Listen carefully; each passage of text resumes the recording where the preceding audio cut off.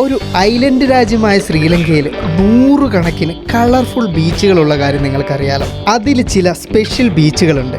ലോകത്തിൻ്റെ വിവിധ ഭാഗങ്ങളിൽ നിന്ന് ആളുകൾ തിരഞ്ഞു പിടിച്ചു വരുന്നവ. അതിൽ കുറച്ചധികം സ്പെഷ്യൽ ബീച്ചുകൾ, കളർഫുൾ ബീച്ചുകൾ തേടി ഗോൾ എന്ന് പറയുന്ന ശ്രീലങ്കയുടെ സൗത്ത് സൈഡിലുള്ള ഒരു പട്ടണത്തിലൂടെ നമ്മൾ ഇന്ന് യാത്ര പോവുകയാണ്. സ്വാഭാവികമായിട്ടും എപ്പിസോഡും കളറായിരിക്കും. ഇത് കണ്ടു കഴിഞ്ഞതിന് ശേഷം നിങ്ങൾക്കും ഇങ്ങോട്ടേക്കുള്ള ടിക്കറ്റുകൾ ബുക്ക് ചെയ്യാം. കഴിഞ്ഞ 27ഓളം എപ്പിസോഡുകൾ വന്ന ശ്രീലങ്കൻ സീരീസിന് നിങ്ങൾ തന്ന സപ്പോർട്ടിന് ഒരുപാട് നന്ദി. നമ്മൾ ശ്രീലങ്കയുടെ അവസാനത്തെ ലാപ്പിലേക്ക് കടക്കുകയാണ്. വീഡിയോയ്ക്ക് ഒരു ലൈക്ക് മറക്കല്ലേ. ഹലോ, നമസ്തേ, എല്ലാവർക്കും ഉണ്ടല്ലോ നമ്മളുടെ പുതിയൊരു എപ്പിസോഡിലേക്ക്. ശ്രീലങ്കയിലെ GALLE ഗല്ലെ എന്ന് നമ്മൾ വായിക്കുമെങ്കിലും ഗോൾ എന്ന് ഇവിടുത്തെ നാട്ടുകാർ പറയുന്ന സുന്ദരമായിട്ടുള്ള ബീച്ചുമായി ബന്ധപ്പെട്ട നാട്ടിൽ നിന്നും സ്വാഗതമുണ്ട് കേട്ടോ. ആക്ച്വലി ഇന്നലെ രാത്രി നമ്മൾ ഹമ്പന്തോട്ടയിൽ നിന്നും ഇവിടേക്ക് എയർ ലേറ്റ് ആയിട്ടാണ് എത്തിയത്. ആ കാണുന്ന ബസ് സ്റ്റോപ്പിൽ ഞാൻ നിൽക്കുമ്പം മഴയത്ത് എന്ത് ചെയ്യണം എന്നറിയാതെ ഇങ്ങനെ അന്തം പെട്ട് നിൽക്കുന്ന സമയത്താണ് ഇങ്ങനെ ഒരു ബോർഡ് കാണുകയും ഇങ്ങോട്ടേക്ക് ഓടിക്കയറുകയും 2500 രൂപയ്ക്ക് നമുക്ക് ഈ ഒരു ടൗണിൻ്റെ നടുക്ക് റൂം കിട്ടുകയും ചെയ്തത്. നമ്മളുടെ നേരെ ഓപ്പോസിറ്റ് കാണുന്ന ഇവിടുത്തെ ഏറ്റവും വലിയ ഒരു ജംഗ്ഷനാണ്. അതുകൂടാതെ ബസ് സ്റ്റാൻഡാണ് ആ ഒരു സൈഡിലായിട്ട് കാണുന്നത്. നമ്മളിപ്പോൾ നിൽക്കുന്നുണ്ടല്ലോ ഇവിടുത്തെ ഒരു റെയിൽവേ സ്റ്റേഷൻ്റെ മേലെയാണ്. ഗല്ലെ റെയിൽവേ സ്റ്റേഷൻ്റെ മേളിലാണ് കേട്ടോ. എനിക്കിതൊന്നും ഇന്നലെ രാത്രി വന്നപ്പോൾ അറിയത്തില്ലായിരുന്നു. രാവിലെ ഞാൻ നോക്കുമ്പോൾ ട്രെയിനിൻ്റെ ചുളമ്പിളിയും ഒച്ചപ്പാടൊക്കെ കേട്ട് ജനൽ തുറക്കുമ്പോഴാണ് ദേ നമ്മളുടെ നേരെ താഴെയായിട്ട് റെയിൽവേ സ്റ്റേഷൻ്റെ കാഴ്ചകൾ കാണുന്നത്. ഈ ഗല്ലെ എന്ന് പറയുന്ന ഈ ഒരു ഗോൾ എന്ന് പറയുന്ന ഗല്ലെ എന്ന് പറയുന്ന എന്ത് വേണമെങ്കിലും നിങ്ങൾക്ക് വിളിക്കാൻ കേട്ടോ. ഈ ഒരു ടൗൺ ശരിക്കും ബീച്ചുമായി ബന്ധപ്പെട്ട, ഐലൻഡുകളുമായിട്ട് ബന്ധപ്പെട്ട, അതുപോലുള്ള ഒരുപാട് ടൂറിസം ആക്ടിവിറ്റികളുള്ള ഒരു ഏരിയയാണ്. അപ്പോൾ നമുക്ക് ഈ ഒരു നാടിൻ്റെ കാഴ്ചകളിലേക്കും ഇവിടുത്തെ വിശേഷങ്ങളിലേക്കും ഇന്നത്തെ എപ്പിസോഡിലൊന്ന് പോയി നോക്കിയാലോ. അപ്പോൾ എല്ലാവർക്കും നമ്മളുടെ പുതിയൊരു എപ്പിസോഡിലേക്കും പുത്തൻ കാഴ്ചകളിലേക്കും വീണ്ടും സ്വാഗതം. ഞാൻ കാര്യങ്ങളൊക്കെ പറഞ്ഞ് നിന്ന് കഴിഞ്ഞപ്പോഴത്തേക്കും മഴ അങ്ങോട്ട് തുടങ്ങി. പിന്നെ നല്ല കിടിലം മഴയായിരുന്നു. നമുക്ക് ഇന്നലെ വൈകുന്നേരം ആയപ്പോഴാണ് മഴ തോർന്നത്. പിന്നെ നമ്മൾ പറഞ്ഞ പോലത്തെ പരിപാടി നടന്നില്ല. അതിനുശേഷം ഉണ്ടല്ലോ ഞാൻ വൈകുന്നേരം ആയപ്പോൾ ഇവിടെ ഒരു കിടിലം പോലത്തെ സ്ഥലത്തേക്ക് പോയായിരുന്നു. അത് ഈ കാണുന്ന ഡച്ച് ഫോർട്ടാണ് കേട്ടോ. ഗോൾ ഫോർട്ട് എന്നൊക്കെ അറിയപ്പെടുന്ന ഈ ഒരു സ്ഥലത്തേക്ക് പോകുമ്പോൾ നമ്മൾ പഴയ ഏതോ ഒരു നഗരത്തിലേക്ക് പോയൊരു ഫീലാണ്. ശരിക്കും 15-ാം നൂറ്റാണ്ടിൻ്റെ ഒരു പകുതിയോട് കൂടിയിട്ട് പോർച്ചുഗീസുകാരാണ് ഈ ഒരു ഫോർട്ട് നിർമ്മിക്കുന്നത്. അതിനുശേഷം 16-ാം നൂറ്റാണ്ടിൻ്റെ ഒരു പകുതിക്കൊക്കെ ശേഷം ഇങ്ങോട്ടേക്ക് ഡച്ചുകാരെത്തുകയും അവർ ഈ കോട്ട പിടിച്ചെടുക്കുകയും ചെയ്തു. അവരെന്തായാലും ഉണ്ടല്ലോ ഈ ഒരു കോട്ടയ്ക്കുള്ളിൽ ഒരു കൊച്ചു നഗരം തന്നെ പണിത് തീർത്തു കേട്ടോ. ഇന്ന് നമുക്ക് ഈ ഒരു കോട്ട വിശാലമായിട്ട് ശരിക്കും നമ്മൾ ഈ ഒരു ഏരിയൽ വ്യൂ ഒക്കെ നോക്കുകയാണെങ്കിൽ ഒരു ഐലൻഡ് പോലെ തന്നെയാണ് ഈ ഒരു കോട്ട ഇങ്ങനെ കടലിനോട് ചേർന്ന് കിടക്കുന്നത്. ഇതിനോട് ചേർന്ന് തന്നെ ഒരു ലൈറ്റ് ഹൗസ് ഒക്കെ അവർ സ്ഥാപിച്ചിട്ടുണ്ടായിരുന്നു. ഈ ഒരു കോട്ടയിൽ നിന്നുള്ള സൂര്യാസ്തമയത്തിൻ്റെ കാഴ്ചയുണ്ടല്ലോ അത് ഒരു ഒന്നൊന്നര കാഴ്ചയാണ് കേട്ടോ. അപ്പം വൈകുന്നേരം ആകുമ്പോഴത്തേക്കും ഈ ബീച്ചുകളൊക്കെ ചുറ്റിക്കറങ്ങിയ ആളുകൾ ഇവിടെ വരും സൂര്യൻ അസ്തമിക്കുന്നത് കാണാനായിട്ട്. ഇന്നത്തെ ദിവസം എന്തായാലും വൈകിട്ടോട് കൂടി ആ മേഘങ്ങൾ പതുക്കെ മാറി അതിനിടയിലൂടെയൊക്കെ സൂര്യവെളിച്ചം പതുക്കെ ഇങ്ങോട്ടേക്ക് വന്നു. ഇതിൻ്റെ ഒരു സൈഡിൽ കടലും മറ്റൊരു സൈഡിൽ ഇതുപോലുള്ള താമസ സ്ഥലങ്ങളും റെസ്റ്റോറൻറ്റുകളും ഹോം സ്റ്റേകളും ഒക്കെയാണ് കേട്ടോ. ഒരുപാട് ആളുകൾ നിറഞ്ഞൊഴുകുന്ന സുന്ദരമായിട്ടുള്ളൊരു പ്രദേശം. ഡച്ച് ശൈലിയിലുള്ള പഴയ ഓടിട്ട നല്ല ഭംഗിയുള്ള ഒരുപാട് ബിൽഡിങ്ങുകൾ നമുക്കിവിടെ കാണാം. നമ്മുടെ ഈ ഒരു മുമ്പിൽ കാണുന്ന ബിൽഡിംഗ് ഇല്ലേ, ഇത് ഒരു ഇന്ത്യൻ ഹെറിറ്റേജ് റെസ്റ്റോറൻ്റ് ആണ് കേട്ടോ. അതുകൂടാതെ ഈ ഒരു കോട്ടയ്ക്കുള്ളിൽ നിറയെ ഇതുപോലുള്ള പഴയ ഒരുപാട് ബിൽഡിങ്ങുകളുണ്ട്. അതിനിടയിലൂടെയൊക്കെ പല ഇടത്തെരുവുകൾ കടന്നു പോകുന്നുണ്ട്. അതിൻ്റെ ഒരു കാഴ്ചയൊക്കെ കാണാനായിട്ട് ദൂരെ നിന്നും ഭയങ്കര രസമാണ്. വൈകുന്നേരം ആകുമ്പോഴത്തേക്കും അത് നല്ല ലൈറ്റിംഗ് ഒക്കെ ചെയ്ത് വളരെ ഭംഗിയോട് കൂടി അവർ അണിയിച്ചൊരുക്കി നിർത്തും കേട്ടോ. എന്തിനാണെന്നറിയുമോ, നമ്മൾ ടൂറിസ്റ്റുകൾക്ക് അതിൽ നടക്കാനും അവിടുത്തെ സൈഡിലുള്ള റെസ്റ്റോറൻറ്റുകളിൽ നിന്ന് ഭക്ഷണം കഴിക്കാനും ഷോപ്പിംഗ് ഇഷ്ടമുള്ളവർക്ക് സുവനീറുകളും മറ്റ് സാധനങ്ങളൊക്കെ വാങ്ങാനും ഒക്കെ ആയിട്ട്. അങ്ങനെ ഇന്നത്തെ ദിവസവും പതിവ് പോലെ അവിടുത്തെ ഷോപ്പുകളൊക്കെ ലൈറ്റൊക്കെ ഇട്ട് റെഡിയായി. പക്ഷേങ്കിലുണ്ടല്ലോ പതിവിന് വിപരീതമായിട്ട് മഴ പെയ്തത് കൊണ്ട് തന്നെ ഇന്നത്തെ ദിവസം ഈ ഒരു ഭാഗത്ത് ടൂറിസ്റ്റുകളുടെ എണ്ണം കുറവാണ്. നമ്മളെ സംബന്ധിച്ച് അതൊരു നല്ല കാര്യമാണ്. കാരണം വലിയ തിരക്കൊന്നുമില്ലാതെ ഇവിടുത്തെ ഇടവഴികളുടെ കാഴ്ചകളും ഷോപ്പുകളുടെ കാഴ്ചകളും ഒക്കെ നമുക്ക് കാണാം.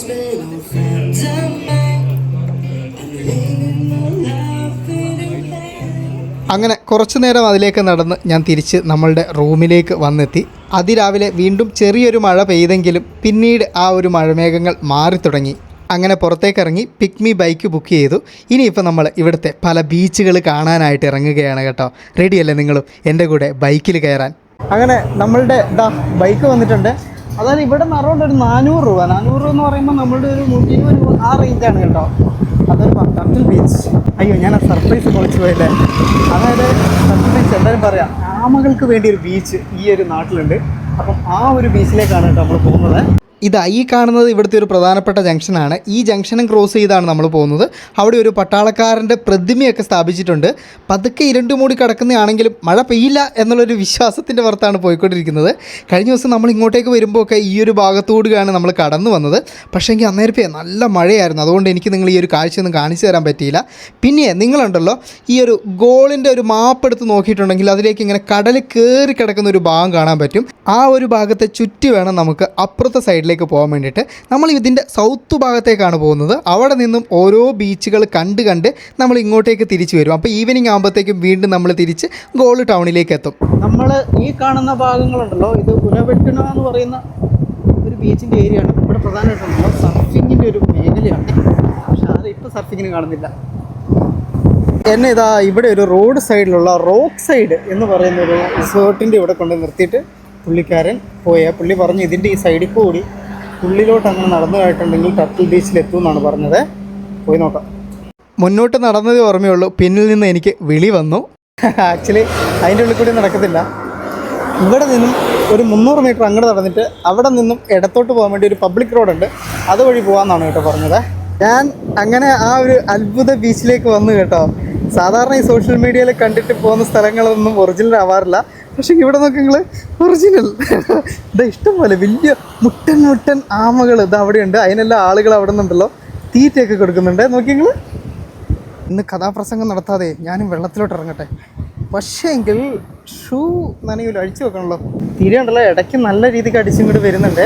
ആക്ച്വലി ഉണ്ടല്ലോ ഈ ആമകൾക്ക് ഇത് ഉണ്ടോ ഇവിടെ ഒരു കടൽ പായൽ പോലത്തെ എന്തൊരു സാധനമുണ്ട്. ഈ സാധനം തിന്നാൻ കൊടുക്കുമ്പോഴാണ് ഇതുങ്ങൾ കരക്കോട്ട് കയറി വരുന്നത്. ഇതവിടെ നിന്നെല്ലാം ഒരു വലിയൊരു തീരെ അടിച്ച് കയറിപ്പോട്ടെ, എന്നിട്ട് നമുക്ക് ഇറങ്ങാം. അവിടെ നിന്ന് വലിയ ഒരെണ്ണം വരുന്നുണ്ട്.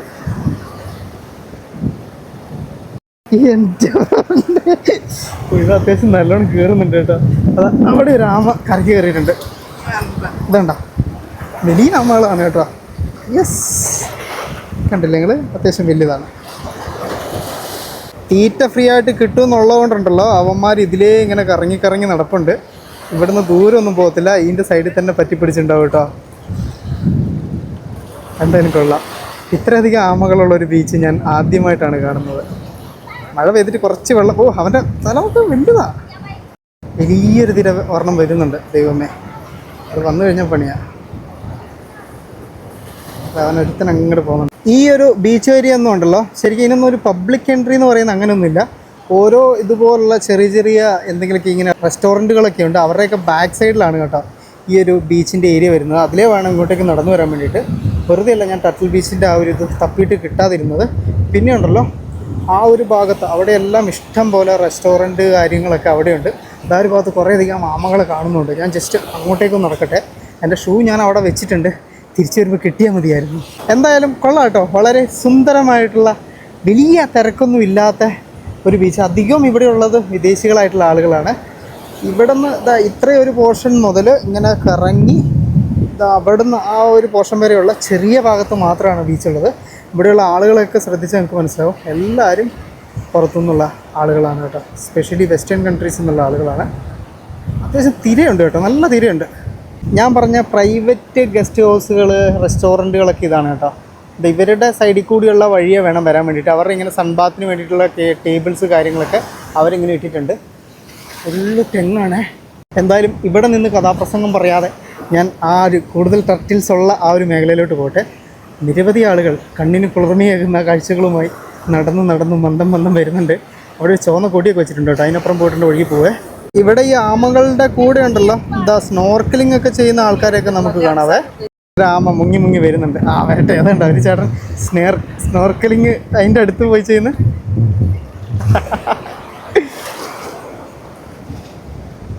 കമോൺ,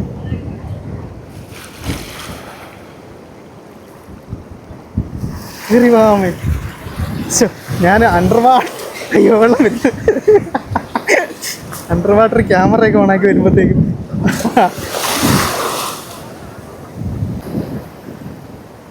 എല്ലാവരും ആമകളുണ്ടല്ലോ ഈ ഒരു കരക്കോട്ട് വരാൻ വേണ്ടിയിട്ടുള്ള വെയിറ്റിങ്ങിലാണ്. എൻ്റെ ഡ്രസ്സ് മുഴുവൻ നനഞ്ഞു, ഷഡ്ജം അടക്കം നനഞ്ഞിട്ടുണ്ട്. പക്ഷേങ്കിൽ ഇവൻ്റെ അണ്ടർ വാട്ടർ ഫോട്ടോഗ്രാഫി എടുത്തിട്ട് അടങ്ങൂ എന്നുള്ള രീതിയിൽ ഞാൻ അവനെ തേടി ഇപ്പം ഫുള്ള് വെള്ളത്തിനടിയിൽ ഇറങ്ങിയ കുറേ ഉണ്ട്, ഒന്നൊന്നുമല്ല. ക്യാമറ വെള്ളത്തിലിടാൻ വേണ്ടിയിട്ട് ഞാൻ പുറത്തെടുത്ത് വന്നപ്പോഴാണ് ഒരു കാര്യം ഞാൻ കണ്ടത് കേട്ടോ. എൻ്റെ ചങ്ക് തകർന്നു പോയി. നമ്മുടെ അണ്ടർ വാട്ടർ ഫോട്ടോഗ്രാഫിയുടെ അതിൻ്റെ ആ ഒരു കേസ് അത് പൊട്ടിപ്പോയി കേട്ടോ. അതിൻ്റെ ഉള്ളിൽ വെള്ളം കയറാനും കയറാതെ ഇരിക്കാനും ചാൻസ് ഉണ്ട്. രണ്ടും കൽപ്പിച്ച് ഞാൻ ക്യാമറ വെള്ളത്തിലേക്ക് ഇട്ട് ഉള്ളിൽ നിന്ന് കണ്ട കാഴ്ചകൾ ഇതാണ് കേട്ടോ.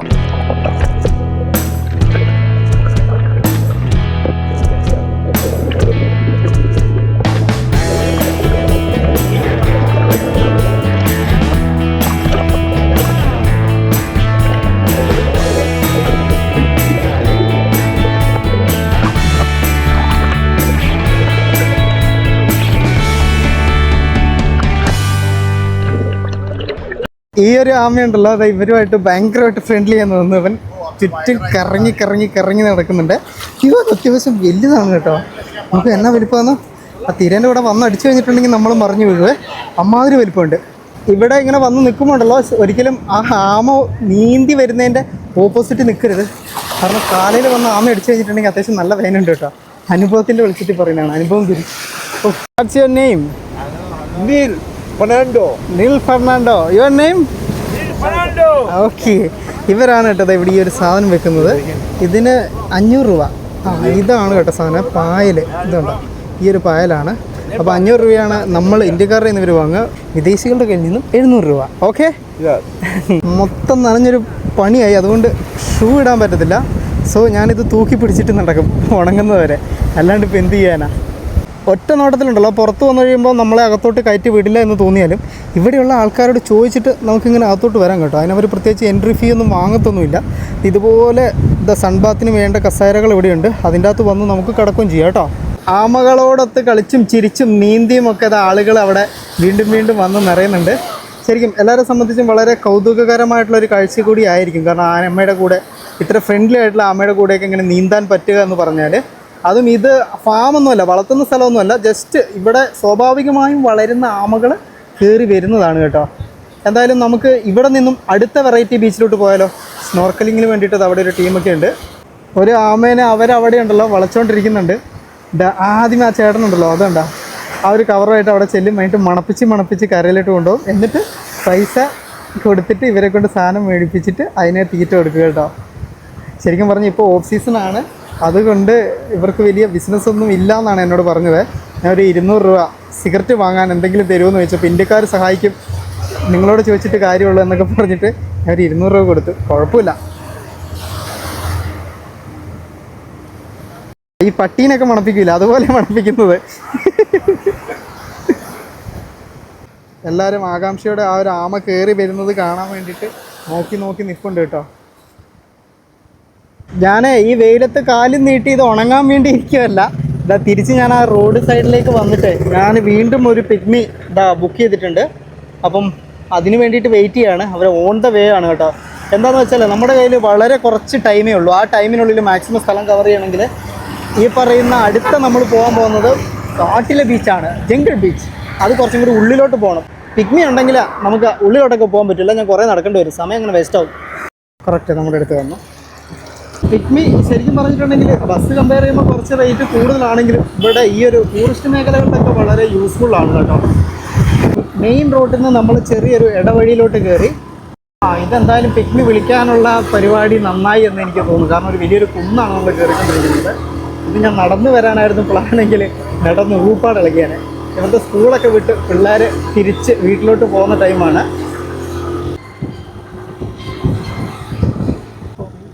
ഓക്കെ, വണ്ടിക്ക് 300 രൂപയും കൊടുത്ത് ഇവിടെ നിന്ന് ഇനിയിപ്പോൾ ഒരു 250 മീറ്റർ താഴോട്ടേക്ക് നടന്നിട്ടുണ്ടെങ്കിൽ നമ്മളുടെ ജംഗിൾ ബീച്ച് എത്തും. വരുന്നില്ലേ? പോകുന്ന വഴിയിൽ ചെറിയ റെസ്റ്റോറൻറ്റുകളൊക്കെ ഉണ്ട്. ഇവിടെ നിന്ന് വേണമെങ്കിൽ വെള്ളം അതുപോലുള്ള സാധനങ്ങൾ, കളിപ്പാട്ടങ്ങൾ ഒക്കെ നമുക്ക് വാങ്ങാം. അങ്ങോട്ടേക്ക് ആ ഒരു സ്തൂപ, നമുക്കത് ശരിക്കും അവിടുത്തെ ആ ഒരു ഫോട്ടിൽ നിന്ന് നോക്കിയാൽ കാണാൻ പറ്റും. അതല്ലാതെ താഴോട്ടേക്കുള്ള വഴിയിലാണ് നമുക്ക് പോകേണ്ടത്. ഇവിടെ ഉണ്ടല്ലോ ബീച്ചിൽ വെള്ളത്തിൽ പിള്ളേരെ കൊണ്ടൊക്കെ വരുന്ന ആളുകൾക്ക് ഇറക്കാൻ വേണ്ടിയിട്ടുള്ള ഇതുണ്ട്, ഈ ഒരു കാറ്റ് നിറച്ച സാധനങ്ങൾ പൊങ്ങിക്കിടക്കാൻ വേണ്ടിയിട്ട്. പിന്നെ കിരള ജ്യൂസ് ഒക്കെ ഉണ്ട്. കിരള എന്ന് പറഞ്ഞാൽ നമ്മളുടെ മുസമ്പിയാണ് കേട്ടോ. ഇവിടെയും ഇതുപോലെ ബൈക്ക് റെൻറ്റിനെടുത്തിട്ട് കറങ്ങാൻ വരുന്ന ആൾക്കാരുണ്ട്. ഒരു തരത്തിൽ പറഞ്ഞിട്ടുണ്ടെങ്കിൽ അതൊരു നല്ല പരിപാടിയാണ് കേട്ടോ. എല്ലാ സ്ഥലവും, അതായത് ചെറിയ മുക്കും മൂലയും വരെ ബൈക്ക് കൂടെ ഉണ്ടെങ്കിൽ നമുക്ക് അരിച്ച് പെറുക്കാൻ പറ്റും. പിന്നെ ഇവിടെ വേറൊരു ബീച്ച് കൂടി ഉണ്ട്. അതൊരു വെറൈറ്റി ബീച്ചാണ്, താൽപ്പേ ബീച്ച് എന്ന് പറയുവേ. അവിടെ ഇപ്പം മഴ പെയ്ത് വെള്ളം ഇങ്ങനെ കുറേ കയറി കിടക്കുക, കുറച്ച് ഡേഞ്ചറാണെന്ന് പറഞ്ഞു ഞാൻ അവിടെ നിന്ന് ചോദിച്ചപ്പോൾ. അതുകൊണ്ട് ഞാൻ അങ്ങോട്ടേക്ക് പോകണ്ട എന്ന് വിചാരിച്ചു, അല്ലെങ്കിൽ കുറച്ചും കൂടി സമയം ഉണ്ടായിരുന്നു നമുക്ക് പോകുമായിരുന്നു. മലയാളം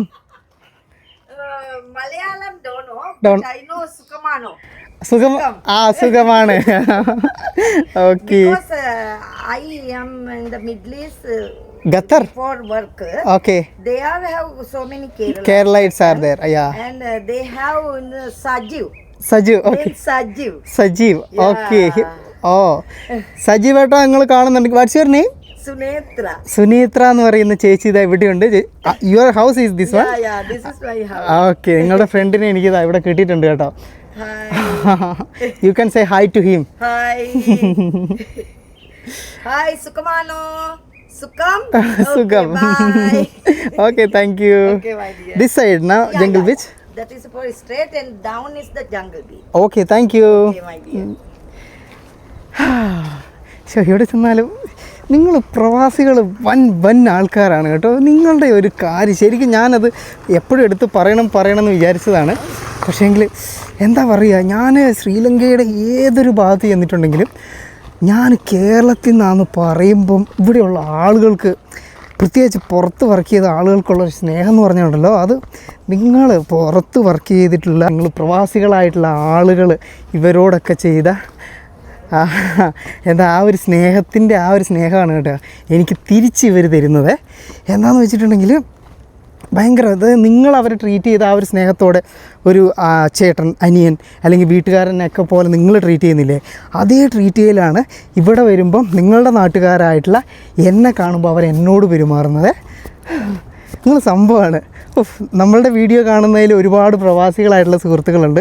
ശരിക്കും നിങ്ങൾ ഈ ഒരു കാര്യമൊക്കെ മെയിൻറ്റെയിൻ ചെയ്യുക കേട്ടോ. കേരളത്തിൻ്റെ വില എന്താണ് എന്നുള്ളത് പുറത്തു നിന്നുള്ള ആൾക്കാർക്ക് മനസ്സിലാക്കി കൊടുക്കുന്നത് കേരളത്തിൻ്റെ ഉള്ളിലുള്ള ആളുകളൊന്നുമല്ല. അത് എന്ന് പറയുന്നത് നിങ്ങൾ ഈ ഒരു വീഡിയോ കാണുന്ന ഓരോ പ്രവാസികളുമാണ് കേട്ടോ. അതിൻ്റെ ഒരു നന്ദി, സ്നേഹം എപ്പോഴും എനിക്ക് നിങ്ങളോടുണ്ടാവുമേ. അതിങ്ങനെ യാത്ര പോകുമ്പോൾ എനിക്കത് കൂടുതൽ മനസ്സിലാക്കാൻ പറ്റും. അത് മാക്സിമം ഇത് അറിയാത്ത ആളുകളിലേക്ക് പകർന്ന് നൽകാൻ വേണ്ടി ഞാൻ ശ്രമിക്കാം. നിങ്ങൾ ഇനിയും ഇവരോടൊക്കെ വളരെ സ്നേഹത്തോടെ പെരുമാറുക. നമ്മളിത് ഇവിടെ മാത്രമല്ല, ഞാൻ നേപ്പാൾ പോയപ്പോൾ നേപ്പാളിൽ കണ്ടതാണ്. അതുപോലെ തന്നെ ഇന്ത്യയുടെ പല ഭാഗങ്ങളിൽ പോകുമ്പോഴും അവിടെയുള്ള ഓരോ സ്ഥലത്തുള്ള ആളുകളും കേരളത്തിൽ നിന്നാണ് എന്ന് പറയുമ്പോൾ ഉള്ള സ്നേഹം ഞാനത് അനുഭവിച്ചിട്ടുള്ളതാണ്. അതുപോലെ തന്നെ നമ്മൾ തായ്ലൻഡ് സൈഡിൽ പോയപ്പോഴും അവിടെ നിന്നും അങ്ങനെയൊക്കെ തന്നെ. നിങ്ങൾ വലിയ സംഭവമാണ് കേട്ടോ. അതുകൊണ്ട് തന്നെ ഞാൻ ഇന്നത്തെ ഒരു ഫുൾ വീഡിയോ നിങ്ങൾ പ്രവാസികൾക്ക് വേണ്ടിയിട്ട് ഡെഡിക്കേറ്റ് ചെയ്യുന്നത്. ജംഗിൾ ബീച്ച് ശരിക്കും ജംഗിളാണ് കേട്ടോ. ബൈക്കുമായിട്ട് വരുന്ന ആളുകൾക്ക് ഇവിടെ വന്നിട്ട് ഇവിടെ ഇങ്ങനെ ബൈക്ക് പാർക്ക് ചെയ്യാം. അത് പാർക്ക് ചെയ്യാൻ വേണ്ടിയിട്ട് ഫീസുണ്ട്. നടന്നു വരുന്നവർക്ക് ആ ഫീസില്ല. അങ്ങനെ ഒരു വ്യത്യാസമുണ്ട്. ഈ തഴയില്ലേ, തളച്ചു വളർന്ന് കിടക്കുന്ന ഈ ഒരു കാട്ടിലൂടെ നമുക്ക് താഴോട്ടേക്ക് ഇങ്ങനെ ഇറങ്ങി പോകണം. Good evening. ഹായ്. അവിടെ നിന്നൊക്കെ ആളുകൾ ഒച്ചപ്പാടും ബഹളമൊക്കെ കേൾക്കുന്നുണ്ട്. അപ്പോൾ ആരൊക്കെയുണ്ട്, കുളിക്കുന്നൊക്കെയുണ്ട്.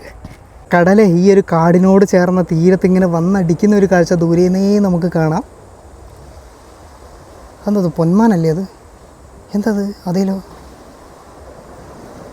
ഇതെന്തായാലും നമ്മൾ ഇതുവരെ കണ്ട ജംഗിൾ ബീച്ചിൽ നിന്നും കുറച്ചും കൂടി വ്യത്യസ്തമായിട്ടുള്ള ആ ഒരു ജംഗിളി ഫീലിംഗ് ശരിക്കും തരുന്ന ഒരു ബീച്ചാണല്ലോ. ഇന്നത്തെ ദിവസം ഇറങ്ങിയിട്ട് കണ്ട ബീച്ചുകളൊക്കെ വളരെ രസകരമുള്ളത് തന്നെ കേട്ടോ. വെറൈറ്റി തന്നെ. ഇതിൻ്റെ ഉള്ളിൽ കൂടെയൊക്കെ പടഞ്ഞു പോകാം നമുക്ക്. Yes, welcome to jungle beach. അതും ഒരു സർഫിൻ്റെ മേലെയാണ് കേട്ടോ എഴുതി വെച്ചേക്കുന്നത്. എന്നാ ഒരു തീമാന്നേ. ഇവിടെയുള്ള ആ ഒരു നിബിഡ വനം, അത് ഇവിടെ ചെറിയൊരു ബീച്ച് ഏരിയ. ബീച്ച് എന്നൊക്കെ പറയാൻ പറ്റുമോ എന്നുള്ളത് എനിക്കറിഞ്ഞുകൂടാ. പറയാൻ പറ്റും.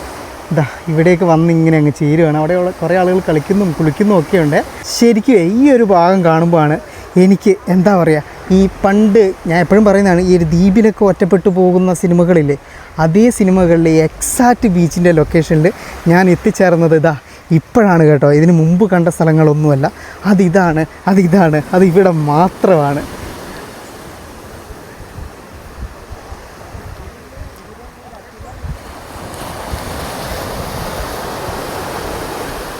ബീച്ചിൽ കുളിച്ച് കളിച്ച് ആസ്വദിച്ച് ആളുകൾ ക്ഷീണിക്കുന്ന സമയത്തുണ്ടല്ലോ, അവർക്ക് ഭക്ഷണം അതുപോലെ തന്നെ മറ്റ് എനർജി പാനീയങ്ങളൊക്കെ നൽകാൻ വേണ്ടിയിട്ട് ഷാക്ക് ഇതിനോട് ചേർന്നിട്ട് ഇവിടെയുണ്ട്. ചെറിയ അതും നല്ല ഓലയൊക്കെ മേഞ്ഞ് സെറ്റാക്കിയിട്ടാണ് ഷാക്ക് വെച്ചേക്കുന്നത്.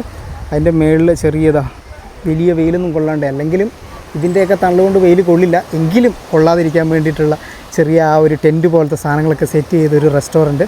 നല്ല മൂടാണ് ഇവിടെ നിന്നിങ്ങനെ ഭക്ഷണമൊക്കെ കഴിക്കാനും ആസ്വദിക്കാനും. ഇതുണ്ട് ബോട്ടിൻ്റെ തന്നെ പല ആക്ടിവിറ്റികൾ, കടലുമായി ബന്ധപ്പെട്ട പല ആക്ടിവിറ്റികളുണ്ട്. അതൊക്കെ നമുക്ക് ഇവിടെ നിന്ന് ബുക്ക് ചെയ്ത് പോകാം. ഇതൊക്കെയാണ് ആ സാധനങ്ങൾ കേട്ടോ. ഇനി നമുക്ക് പതുക്കെ ബീച്ച് സൈഡിലോട്ടൊന്ന് ഇറങ്ങാം. ജംഗിൾ ബീച്ചിൽ നിന്ന് സർഫിൻ്റെ മേലെ ഇതാ ഇവിടെയും എഴുതി വെച്ചിട്ടുണ്ട്. ഈ ഒരു ഭാഗത്തുണ്ടല്ലോ, നമ്മൾ മറ്റേ ബീച്ചിൽ കണ്ടതുപോലല്ല, ഇതാ വലിയ തിരകളൊന്നുമില്ല, ആഴം കുറഞ്ഞ സ്ഥലമാണ്. അത്യാവശ്യം വരുന്ന എല്ലാവർക്കും കുളിക്കാനൊക്കെ പറ്റുന്ന രീതിയിലുള്ള ഒരു മേഖലയാണ് കേട്ടോ. അതുകൊണ്ട് തന്നെ വരുന്ന എല്ലാവരും കുളിക്കുന്നുണ്ട്. ഇനി നടന്നും അടുത്ത് കഴിയുമ്പോൾ കുളിച്ചിട്ടുണ്ടെങ്കിൽ ഒരു സുഖമായിരിക്കും. എനിക്കാണെങ്കിൽ കുളിച്ചിട്ടുണ്ടെങ്കിൽ ഒരു പണിയാണല്ലോ. ഇവിടെ ഈ ഒരു കടലിൻ്റെ സൈഡിൽ കൂടി ഫിഷിംഗ് ടൂറുകൾ ഇവർ കണ്ടക്ട് ചെയ്യും, മീൻ പിടിക്കാൻ കൊണ്ടുപോകാൻ വേണ്ടിയിട്ട്. അതിന് വേണ്ടിയിട്ടുള്ള ചെറിയ ബോട്ടുകളൊക്കെ ഇത് അവിടെ ഇങ്ങനെ കെട്ടിയിട്ടിട്ടുണ്ട്. അതുകൂടാതെ അങ്ങ് ആ ഒരു കല്ലിൻ്റെ അവിടെ നിന്നും ഇതുണ്ട്, അവർ ചൂണ്ടയിട്ട് മീൻ പിടിക്കുന്നുണ്ട്. പുള്ളിക്ക് ഒരു മീൻ കിട്ടുന്നത് ഞാൻ കണ്ടായിരുന്നു. ഇവിടെയും വളരെ ഫ്രണ്ട്ലി ആയിട്ടുള്ളൊരു ഫ്രണ്ട്ലി പട്ടി എൻ്റെ അടുത്ത് കളിക്കാൻ വരാൻ വേണ്ടി നിന്നു. പക്ഷേ അവനെ ആ ഒരു വെള്ളത്തിൽ പോയിട്ട് കാലിൽ നിറച്ച് മണലുമാക്കിയിട്ടാണ് കളിക്കാൻ വരുന്നത്. എനിക്ക് ബീച്ചിൽ നീന്തി കളിക്കുന്നത് എന്നിട്ട് എൻ്റെ മേത്ത് വന്ന് കയറിയിട്ട് എന്തായിരിക്കും അവസ്ഥ ചിന്തിച്ച് നോക്കി നിങ്ങൾ. ആ ചെളി മൊത്തം എൻ്റെ മേത്താക്കും. അതുകൊണ്ട് ഞാൻ അധികം എൻ്റർടൈൻ ചെയ്തില്ല.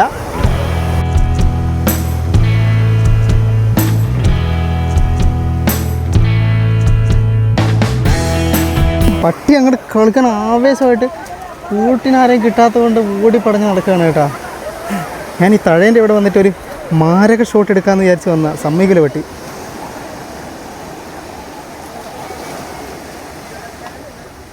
അങ്ങനെയുണ്ട്, ഇത് പഴയ സിനിമയിലൊക്കെ ഒളിഞ്ഞു നോക്കുന്ന ഒരു സീന് പോലില്ലേ. എന്തായാലും ഉണ്ടല്ലോ, നമ്മളുടെ ഇവിടുത്തെ മാക്സിമം കാഴ്ചകളൊക്കെ ആയി എന്ന് തോന്നുന്നു. ഓ, പട്ടി അപ്പിയിടുന്ന വരെ കാഴ്ചയായി. ഇനിയിപ്പോൾ ഉണ്ടല്ലോ, അത് അങ്ങ് ദൂരെയായിട്ട് അവിടെ ഒരു ഇത് കണ്ടോ നിങ്ങൾ, ആ കാണുന്നത് അതാണ് ഇവിടുത്തെ ലൈറ്റ് ഹൗസ്. ആ ലൈറ്റ് ഹൗസിനോട് ചേർന്നിട്ടാണ് നമ്മളുടെ ഇവിടുത്തെ ഫോർട്ട് ഉള്ളത്. നമുക്ക് ആ ഒരു ഫോർട്ടിൻ്റെ ഭാഗത്തേക്ക് വെറുതെ ഒന്ന് പോയാലോ? അപ്പോൾ വാ, നമ്മളുടെ ബൈക്കിലുള്ള ചേട്ടന്മാരില്ലേ, അവർ ശരിക്കും ഇവിടുത്തെ സ്ഥലത്ത് നിന്നും മദ്യം വാങ്ങാതെ അവർ സ്വന്തമായി ലോക്കലി വാങ്ങിയിട്ട് വന്നിട്ട് അതിൻ്റെ പുറകിൽ പോയി മടമട അടിച്ചിട്ട് തിരിച്ച് വന്ന് വെള്ളത്തിൽ കിടന്ന് വീണ്ടും പോയി മടമട അടിച്ചിട്ട് തിരിച്ച് കിടക്കുന്ന വളരെ സന്തോഷകരമായിട്ടുള്ള അവരുടെ പരിപാടിയാണ് കേട്ടോ കാണുന്നത്. മദ്യപിച്ചിട്ട് ഒരിക്കലും വെള്ളത്തിലിറങ്ങാൻ പാടില്ല, കാരണം മുങ്ങിച്ചാവാനുള്ള ചാൻസ് വളരെ കൂടുതലാണ്. നമ്മളെ ആ ഒരു തിമിംഗലത്തിനെ കാണാൻ പോയപ്പോൾ ഇവിടുന്ന് ആളുകൾ മീൻ പിടിക്കാൻ വേണ്ടി കൂടെ കൊണ്ടുവന്ന് ഈ ഒരു തോണി പോലത്തെ സാധനം ഞാൻ കാണിച്ചു തന്നില്ലായിരുന്നോ? ഇതിൻ്റെ സൈഡിലുള്ള ഈ ഒരു സാധനം ഇതുണ്ടെങ്കിൽ ഇത് ഒരു കൊമ്പ് ഇങ്ങനെ കെട്ടി ഇങ്ങനെ വെച്ചേക്കുന്നതാണ്. രണ്ട് കൊമ്പിൽ വെള്ളത്തിൽ പൊങ്ങിക്കിടക്കുന്ന ഈ കറ്റമരം എന്നൊക്കെ പറയുന്ന മരമാണെന്ന് തോന്നുന്നു. ആ സാധനമാണ് കെട്ടി വെച്ചേക്കുന്നത്. ഇതിൻ്റെ ഈ ഒരു ഭാഗത്തുണ്ടല്ലോ നമുക്ക് ചെറിയൊരു കുഴി പോലെ, ഇതെന്താ ഭരണി പോലെയുള്ളത്. മീനിൻ്റെ മേലേക്ക് അവരെങ്ങനെ ഇരുന്നിട്ടാണോ മീൻ പിടിച്ചത്. എന്തായാലും സാധനം കൊള്ളാം കേട്ടോ, വെറൈറ്റി. ഇപ്പോൾ ഇതുപോലത്തെ മീൻ പിടിക്കുന്ന സെറ്റപ്പ് നമ്മുടെ നാട്ടിലുണ്ടോ? പതുക്കെ ഉണ്ടല്ലോ, മഴ ഇരുണ്ടുകൂടി വരുന്നുണ്ട്. ബാ, തിരിച്ച് നമുക്ക് മല കയറാം. Thank you, visit again. Come again ആയിരുന്നു, കം അഗെയിൻ എന്ന് പറഞ്ഞിട്ടുണ്ട്. ശരിക്കും ഇപ്പം നമ്മൾ ഇന്ന് കണ്ട ഈ ഒരു 2 ബീച്ചുകളിലും ആളുകളെ നിങ്ങൾ ശ്രദ്ധിച്ചില്ലേ? പ്രത്യേകിച്ച് വെസ്റ്റേൺ കൺട്രീസിൽ നിന്നുള്ള ആളുകൾ, അവർ ഇട്ടേക്കുന്ന ഡ്രസ്സ് കാര്യങ്ങളൊക്കെ, പല ആളുകളും അത് സദാചാരമറ്റ സാധനം എന്നൊക്കെ പറയുമെങ്കിലും ഒരു തരത്തിലേ അവരൊക്കെ ഇങ്ങനെ പോകുമ്പോൾ പബ്ലിക്കലി ആയിട്ട് ഇതുപോലെ ബോഡി എന്താ പറയുക എക്സ്പോസ് ചെയ്യുന്ന രീതിയിലുള്ള ഡ്രസ്സുകൾ ധരിക്കുമെങ്കിലും അവരാരും അങ്ങോട്ടും ഇങ്ങോട്ടും ആ ഒരു വക്രദൃഷ്ടിയോടെ അല്ലെങ്കിൽ നമ്മുടെ പോലത്തെ ആ ഒരു കാമദൃഷ്ടിയോടെയൊന്നും ആളുകൾ നോക്കില്ല കേട്ടോ. എല്ലാവരും ആ ഒരു റെസ്പെക്റ്റ് കൊടുത്തിട്ട് തന്നെയാണ് അവിടെയുള്ള ആളുകളോടൊക്കെ പെരുമാറുക. പിന്നെ ഇതിനകത്ത് വേറൊരു കാര്യമില്ലേ, അതായത് ഈ കണ്ട ആളുകളുടെയൊക്കെ ഞാൻ ശ്രദ്ധിച്ചിട്ടുള്ളൊരു കാര്യമാണ് എന്താണെന്ന് വെച്ചിട്ടുണ്ടെങ്കിൽ എല്ലാവരും ഫിറ്റാണ്. ആരും വയറ് ചാടി തൂങ്ങി അങ്ങനെയൊന്നും എന്താ പറയുക, അതും ചെറിയ പ്രായത്തിലും അത്രയ്ക്ക് മോശമായിട്ടൊന്നും ഉള്ള ആളുകളില്ല. എല്ലാവരും ബോഡി മെയിൻറ്റെയിൻ ചെയ്യുന്നുണ്ട്. ഒരു പക്ഷേ ഇതുപോലുള്ള സ്ഥലങ്ങളിലൊക്കെ പോകുമ്പോൾ പബ്ലിക്കായിട്ടുള്ള ആളുകൾ നമ്മളുടെ ഈ ഒരു ബോഡി കാര്യങ്ങളൊക്കെ കാണുമെന്നുള്ളതും, അപ്പം അതുകൊണ്ട് അത് നല്ല രീതിയിൽ മെയിൻറ്റെയിൻ ചെയ്യണം എന്നുള്ളൊരു തോന്നൽ ഇവർക്ക് ഉണ്ടായത് കൊണ്ടാണ് ഇവരെല്ലാവരും ബോഡി ഫിറ്റായിട്ട് നിൽക്കാൻ ഒരു പരിധി വരെ കാരണമെന്നത് ഉണ്ടാവില്ലേ? അങ്ങനെ ആൾക്കാരെ കാണിക്കാനാണെങ്കിലും ബോഡി ഫിറ്റാക്കി നിർത്തുക എന്ന് പറഞ്ഞിട്ടുണ്ടെങ്കിൽ അവരുടെ ആയുസ്സും ആരോഗ്യമൊക്കെ കൂടുകയല്ലേ ചെയ്യുന്നത്. അപ്പോൾ ആ ഒരു കാര്യം വെച്ച് നോക്കുകയാണെങ്കിൽ അതൊരു നല്ല കാര്യമല്ലേ, അല്ലേ? എന്നാ നിങ്ങളുടെ അഭിപ്രായം? Okay, see you again. Oh sure sure. and Then I need to book one bus. no. What you do work? This is my work. I'm making travel videos. Ah. I have a YouTube channel named Backpacker Sudhi. Yeah, really? In that every video will come. Ah. ഞാൻ നടന്ന് ഇവിടെ എത്തിയപ്പോഴത്തേക്കുണ്ടല്ലോ നല്ല മഴ തുടങ്ങിയിട്ടുണ്ട്. അപ്പം ഞാൻ ഇനിയും നടന്നിട്ടുണ്ടെങ്കിൽ പണിയാവും. അന്നേരം ഇപ്പം ഇവിടെ ചേച്ചീൻ്റെ ഇവിടുത്തെ ഒരു ഓട്ടോ ഉണ്ട് കേട്ടോ. അതുകൊണ്ട് നിങ്ങൾ ഈ ഒരു ഓട്ടോയിൽ എന്നെ അങ്ങോട്ടേക്ക് ആക്കാമെന്ന് പറഞ്ഞു. 1000 രൂപ, അതായത് ഇവിടുന്ന് ഫോർട്ട് വരെ. ഇതാണ് കേട്ടോ ഇവരുടെ ഓട്ടോയെ. എന്തായാലും അവിടം വരെ ഞാൻ നടന്ന് നനയുന്നതിനേക്കാളും ബെറ്റർ ഒരു ഓട്ടോ പിടിച്ച് പോകുന്നതാണ്.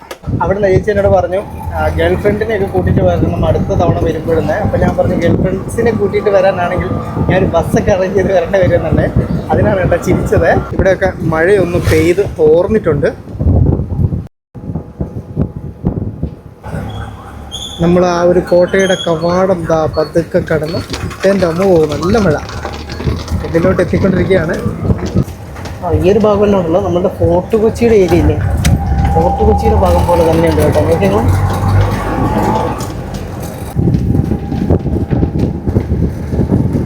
എന്നെ ഇവിടെ കൊണ്ടുപോയി ഇറക്കിയിട്ട് ചേട്ടൻ പോയി. പക്ഷേ ഉണ്ടല്ലോ നല്ല പേരും മഴയെ നോക്കിയാൽ. അയ്യോ, എന്തായാലും നമ്മളെ ആ ഒരു ഓട്ടോ വിളിച്ച് വരാനെടുത്ത തീരുമാനം നന്നായി. പിള്ളേരെല്ലാം ഓടുന്നുണ്ട് മഴയത്ത്. അൺഎക്സ്പെക്റ്റഡ് അല്ല, രാവിലെ മുതലേ മഴയുടെ ഒരു കോൾ ഉണ്ടായിരുന്നു. അവിടെ ഒരു കൊച്ചിനെ മഴ നനയാതെ ചേർത്ത് പിടിച്ച് നമ്മൾ നടന്ന് പോകുന്നുണ്ട. പക്ഷെ കൊച്ചിന് അതൊക്കെ ഒരു എൻജോയ്മെൻ്റ് ആണ്. മഴ കുറയുന്നതിനെ ഞാൻ ഓരോ കടയായിട്ട് ഇങ്ങനെ കവർ ചെയ്തുകൊണ്ടിരിക്കുകയാണ്. നല്ലൊരു ചൂട് ചായ കിട്ടി. അപ്പോൾ ഇവിടെ ഉണ്ടല്ലോ ഇവിടുത്തെ റൊട്ടി എന്നാണ് ഇവർ ഇതിന് പറയുന്നത്. നമ്മുടെ പൊറോട്ടയല്ല, ഇവരുടെ പൊറോട്ട അടിച്ച് അതിൻ്റെ ഉള്ളിൽ ഇതുപോലത്തെ മസാല ഫില്ല് ചെയ്തിട്ട് കാണുമ്പോൾ സമൂസ പോലെ തോന്നുമെങ്കിലും ആക്ച്വലി സമൂസയല്ല. സമൂസ ഇവിടെ ഉണ്ട്, കുട്ടി സമൂസ. ഇതുണ്ട് നിങ്ങൾ. ഇതിപ്പോൾ സമൂസ അല്ലാത്തൊരു സാധനം റൊട്ടി. ഈ ഒരു ശ്രീലങ്കയുടെ എല്ലാ ഭാഗത്തും ചെന്നിട്ടുണ്ടെങ്കിലും നിങ്ങൾക്ക് കാണാൻ കേട്ടോ. അപ്പോൾ ഈ ഒരു സാധനം ഇവിടെ നിന്ന് ഉണ്ടാക്കി വിൽക്കുന്നുണ്ട്. ഇത് ഉണ്ടാക്കുന്ന പ്രൊസീജിയർ ഉണ്ടല്ലോ ശരിക്കും നമ്മളുടെ പൊറോട്ടയുടെ പോലെ തന്നെയാണ്. എന്നോട് കമൻറ്റിൽ പല ആൾക്കാരും പറഞ്ഞു ഒരു പൊറോട്ടയുടെ എന്താ പറയുക ജന്മദേശം എന്ന് പറയുന്നത് ശ്രീലങ്കയാണ് എന്നുള്ളത്. അത് എന്താണ് നിങ്ങളുടെ അഭിപ്രായമാണോ? പക്ഷേ ഇവിടുത്തെ പൊറോട്ടയും നമ്മുടെ പൊറോട്ടയും എനിക്ക് ഒരിക്കലും സിമിലാരിറ്റി തോന്നിയില്ല. കാരണം ഇവർ ഈ സാധനം അടിക്കുകയോ അങ്ങനെ നമ്മുടെ പോലത്തെ ഒരു സോഫ്റ്റ്നെസ് ഒന്നുമില്ല, ഭയങ്കര കട്ടിയാണ്.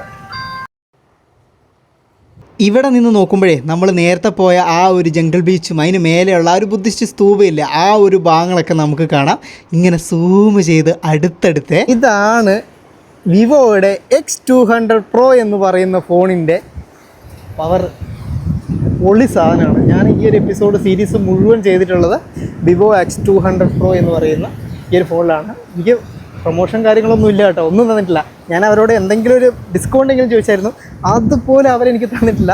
എന്നാലും നല്ലതിന് നമ്മളെപ്പോഴും നല്ലതെന്ന് പറയണല്ലോ. 95,000 രൂപയ്ക്ക് സാധനം വോർത്താണ്. അല്ലെങ്കിൽ ഇതിന് കോമ്പറ്റീഷനായിട്ട് വരുന്ന ഒന്ന് S25 അതുപോലെ തന്നെ ഉള്ളത് ആപ്പിളിൻ്റെ 16 പ്രോയുമാണ്. അത് വെച്ച് നോക്കുമ്പോൾ ഇതുപോലത്തെ ഒരു ഫോൺ ഒരു ആക്ഷൻ ക്യാമറ നമുക്ക് എക്സ്ട്രാ വാങ്ങാൻ പറ്റും. അതാണ് വ്യത്യാസം. ഞാൻ പറഞ്ഞുകൊണ്ട് നിൽക്കുമ്പോഴേ അങ്ങ് ആ ഒരു ഭാഗത്ത് കണ്ടെങ്കിൽ ആ ഒരു വട്ടത്തിൽ മാത്രം മഴ നിന്ന് പെയ്യുന്നത് നൈസല്ലേ. ഇതുപോലുള്ള പലതരത്തിലുള്ള വ്യൂ പോയിൻറ്റുകൾ ഈ ഒരു ഫോർട്ടിനുണ്ട്. ഈ ഒരു വ്യൂ പോയിൻറ്റിൻ്റെ ഇങ്ങോട്ടേക്ക് വന്നപ്പോൾ ഉണ്ടല്ലോ ഇവിടുത്തെ ഒരു കാര്യം ശരിക്കും എന്നെ അത്ഭുതപ്പെടുത്തി. എന്താണെന്നറിയാമോ?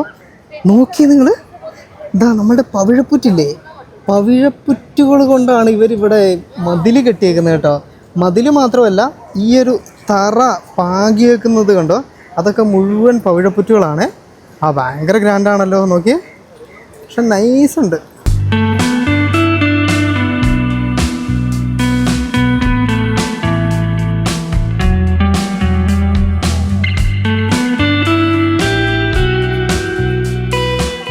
ഇവിടെ നമുക്ക് മറ്റൊരു കാഴ്ച കാണാം. നോക്കി ഞങ്ങൾ ഏതോ ഒരു വലിയ സ്കൂളാണ് കേട്ടോ. കുറേ കുട്ടികളുണ്ട്. ഈ ഫോർട്ടിൻ്റെ ഇങ്ങേ അറ്റം പോലെ അങ്ങേ അറ്റം വരെ എത്തിയിട്ടുണ്ട്.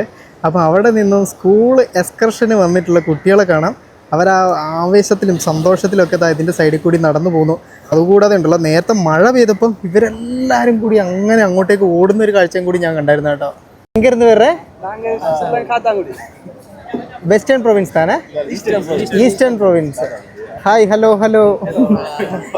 ഞാൻ ഇവർക്കുണ്ടല്ലോ എൻ്റെ ഫോണിൽ നിന്നൊരു photo, where is that photo show me. ഒരു ഫോട്ടോസ് ദൂരെ നിന്ന് എടുത്ത് കൊടുത്ത് അങ്ങനെ കമ്പനി ആയതാണ് കേട്ടോ. ഞാനിപ്പോൾ ആ ഒരു ഫോൺ കൊണ്ടേ ഫ്രണ്ട്സിനെ അങ്ങനെയൊക്കെ ഉണ്ടാക്കുന്നുണ്ട്. ഇങ്ങനെ ഇവരുടെ കണ്ട നിങ്ങൾ ഫോട്ടോസ്, ഇതുപോലെ ഫോട്ടോസൊക്കെ ഇങ്ങനെ എടുത്തെടുത്ത് കൊടുക്കാം.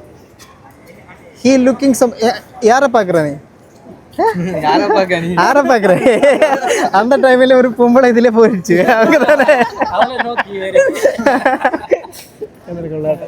നമ്മുടെ സ്കൂൾ കുട്ടികളില്ലേ അവര് കറങ്ങി തിരിഞ്ഞതാ ഇവിടേക്ക് എത്തിയിട്ടുണ്ട്. ഇത് ശരിക്കും ആ സ്കൂളല്ല കേട്ടോ, ഇത് വേറെ സ്കൂളാണ്. യൂണിഫോം മാറി, റെഡ് ആയിട്ടുണ്ടല്ലോ. നൈസ്.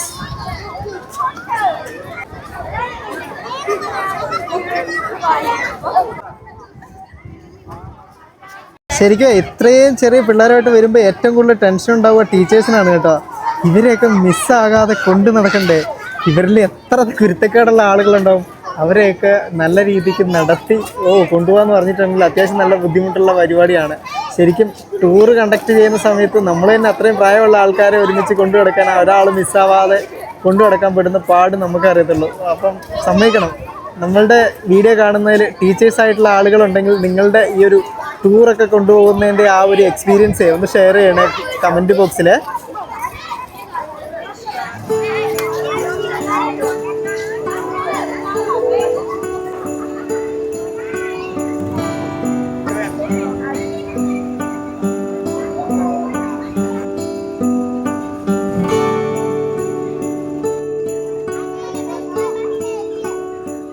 ഇന്നത്തെ ദിവസത്തിൻ്റെ അവസാനത്തെ സൂര്യപ്രകാശവും ഇതാ അങ്ങനെ വന്നു. കുട്ടികളും അവസാനത്തെ സ്കൂളാണെന്ന് തോന്നുന്നു ഇന്നത്തെ ദിവസത്തെ, അവരും വന്നിട്ടുണ്ട്.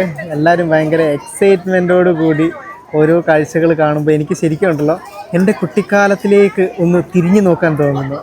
ആദ്യമായിട്ട് സ്കൂളിൽ നിന്ന് ടൂറ് പോയതും, ആദ്യമായിട്ട് കടൽ കണ്ടതും, ആദ്യമായിട്ട് ട്രെയിൻ കണ്ടതും, അങ്ങനെ ഒരുപാട് കാഴ്ചകൾ. അതാ ഇവിടെയുള്ള ടൂറിസ്റ്റുകളെ കാണുമ്പം അവർക്ക്, അതായത് പ്രത്യേകിച്ച് പുറത്തു നിന്നുള്ള വെസ്റ്റേൺ ടൂറിസ്റ്റിനെ കാണുമ്പോൾ ഇവർക്കൊരു കൗതുകമാണ്. അന്നേരത്തെ എല്ലാവരോടും ഹായും ബൈയും എല്ലാവരും വെറുതെ വിളിച്ച് പറയുന്നുണ്ട്. എന്തായാലും അതൊക്കെ ഒരു കാലം. ശരിക്കും കുട്ടിത്തമാണ് കേട്ടോ ഏറ്റവും നല്ല, എന്താ പറയുക, നമ്മൾ ഈ കാണുന്ന കാഴ്ചകളൊക്കെ വല്ലാത്ത രീതിയിൽ ഇമാജിൻ ചെയ്തെടുക്കാൻ പറ്റുന്ന ഒരു പ്രായം എന്ന് പറയുന്നത്. അന്നേരം നമ്മൾ ചിന്തിക്കുന്ന ആ ഒരു കാഴ്ചകൾക്ക്, അല്ലെങ്കിൽ അന്ന് നമ്മൾ ഇമാജിൻ ചെയ്തെടുക്കുന്ന സാധനങ്ങൾക്കൊക്കെ അങ്ങ് വളരെ അതിരുകൾക്കപ്പുറമാണ്. ആ ഒരു ഭംഗിയൊന്നും അന്ന് ഞാൻ ചിന്തിച്ചെടുത്ത അത്രയും ഭംഗിയൊന്നും ഇപ്പം പുതിയൊരു സ്ഥലം കാണുമ്പോൾ ആ ഒരു സ്ഥലത്തെ എനിക്ക് പിന്നീട് ചിന്തിച്ചെടുക്കുമ്പോൾ കിട്ടലില്ല കേട്ടോ. സൂര്യനൊക്കെ അങ്ങനെ ഓൾമോസ്റ്റ് കത്തി തീർന്നു. ഇനിയിപ്പോൾ ഇവിടുത്തെ സ്ട്രീറ്റുകളൊക്കെ പതുക്കെ ലൈറ്റപ്പായിട്ട് സെറ്റാവും. എനിക്ക് നിങ്ങളോട് പറയാനുള്ള ഒരു പ്രധാനപ്പെട്ട കാര്യം എന്താണെന്ന് വെച്ചിട്ടുണ്ടെങ്കിൽ, നമുക്കുണ്ടല്ലോ ഈ ഒരു ഗല്ലയോട് വൈ പറയാൻ സമയമായി കേട്ടോ. നമുക്ക് ഇന്ന് രാത്രി തന്നെ തിരിച്ച് റിട്ടേൺ പോകണം. അതുകൊണ്ടാണ് ഇന്നത്തെ ദിവസം ഞാൻ മൊത്തത്തിലൊരു ഓട്ടോ ഓടിയത്, കാഴ്ചകളൊക്കെ നിങ്ങളെ കാണിക്കാൻ വേണ്ടിയിട്ട്. അപ്പം മനസ്സിലായില്ലേ ഞാൻ എന്തുകൊണ്ടാണ് ഓട്ടോയും ബൈക്കും സ്കൂട്ടറും ഒക്കെ പിടിച്ച് പോയി എന്നുള്ളത്. നമുക്കുണ്ടല്ലോ ഇനിയിപ്പോൾ ഇവിടെ നിന്ന് കുറച്ചധികം ദൂരം നടക്കാനുണ്ട് നമ്മളുടെ ബസ് സ്റ്റാൻഡിലേക്ക്. നേരെ ബസ് സ്റ്റാൻഡിൽ പോകുന്നു. ബസ് സ്റ്റാൻഡിൽ നിന്ന് പിന്നെ അരമണിക്കൂർ വിട്ട് കൊളംബോ ബസ്സുണ്ട്. കൊളംബോ ബസ്സിന് കയറുന്നു. ഇനി കൊളംബോയുടെ കാഴ്ചകൾ. ഫോർട്ട് ഉണ്ടല്ലോ ഇവർ ചെറിയൊരു ലൈറ്റപ്പ് ഒക്കെ ചെയ്ത് നല്ല ഗംഭീരമായിട്ട് ഈ ഗൊള്ളേ ഗോൾ എന്ത് വേണേലും നിങ്ങൾക്ക് വിളിക്കാം, ഈ ഒരു ടൗണിൽ തലയുയർത്തി നിൽപ്പുണ്ട്. പിള്ളേർ തിരിച്ചു പോയില്ല. ഇനിയും സ്റ്റാൻഡിനടുത്ത് വന്നപ്പോഴത്തേക്കും ഇവിടെ ഇതാ ഫുൾ ആൾക്കാർ. അവിടെ ലൈറ്റ് ഇങ്ങനെ കയറ്റി വെച്ചിട്ടേ എന്തോ ഒരു കൊടി ഇപ്പോൾ ഉയർത്തും. പക്ഷേ കൊടി ഉയർന്നത് കാണാൻ നമുക്ക് സമയമില്ല. പെട്ടെന്ന് ഉയർത്തുമായിരുന്ന കാണാമായിരുന്നു. എന്താ സംഭവം എന്നൊരു പിടിയും കിട്ടുന്നില്ല. ആളുകളെല്ലാം ആകാശത്തേക്ക് നോക്കി നടക്കുന്നുണ്ട് കേട്ടോ. ഫൈനലി ലാസ്റ്റ് മൊമെൻറ്റിലാണ് കേട്ടോ അതാ ഞാൻ ഓടി നമ്മളുടെ കൊളംബോ ബസ്സിലോട്ട് കയറിയിട്ടുണ്ട്. ഫുള്ള് സീറ്റാണ്. ഇവിടെ നിന്ന് അറൗണ്ട് ഒരു 3.5 മണിക്കൂറിന് അടുപ്പിച്ച് ഓട്ടം ഉണ്ടാവും കൊളംബോയ്ക്ക്. വേർത്ത് കുളിച്ചൊരു പരിവായിട്ടുണ്ട് കേട്ടോ. എന്തായാലും ബസ് കിട്ടിയില്ല. അങ്ങനെ നീണ്ട 3 മണിക്കൂർ നേരത്തെ ഓട്ടത്തിനൊടുവിൽ നമ്മൾ കൊളംബോ നഗരത്തിലേക്ക് എത്തിച്ചേർന്നു. നമ്മൾ ഇതുവരെ കണ്ട ശ്രീലങ്കയുടെ കാഴ്ചകളല്ല ഇവിടെ ഉള്ളത് എന്നുള്ളത് തുടക്കത്തിലെ തന്നെ നമുക്ക് മനസ്സിലായി. കൊളംബോ ടവറാണ് കേട്ടോ ഇതാ ഈ ഒരു കത്തി ജ്വലിച്ച് നിൽക്കുന്നത്. ഇനി അങ്ങോട്ടേക്ക് നമുക്ക് കൊളംബോയുടെ കണ്ണഞ്ചിപ്പിക്കുന്ന കാഴ്ചകൾ ഇവിടെ ഒരുക്കി വെച്ചിട്ടുണ്ട്. അപ്പോൾ ആ ഒരു കാഴ്ചകളും വിശേഷങ്ങളും ഒക്കെ ആയിട്ട് നമുക്ക് അടുത്ത എപ്പിസോഡിൽ കാണാം. വീഡിയോയ്ക്ക് ഒരു ലൈക്ക് മറക്കല്ലേ.